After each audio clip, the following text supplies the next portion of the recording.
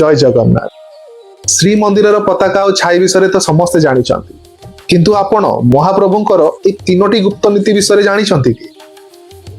Jagannath series रो ए नुआ भाग रे आज जानतु से अकुहा कथा।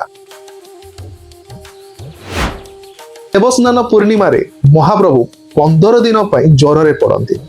एही समय रे मंदिर मुख्य रोषैशाला संपूर्ण बंद रहे एवं प्रभु को केवल चेरमूली और आयुर्वेदिक औषध दि जाए, जहाँ सेवक माने अति गुप्त करिथांती।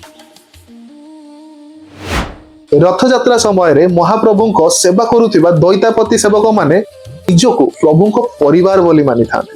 सेतिपाई नवकलेवर समय प्रभु को दारू परिवर्तन पर एही सेवक माने साधारण मनीषों परि शुद्धिक्रिया वो मुंडन भी करନ୍ତି। श्रीमंदिर रे प्रभु को पाई एमिति एक गुप्त प्रसाद प्रस्तुत हुए, जहाकू थाली अन्न बा कठभोग कहा जाए। एहाकू रोषेई करिबा बेले महास्वर माने निज मुहरे कपड़ा बांधନ୍ତି, जेमिति काहारी निश्वास भी से अन्नरे न बाजे।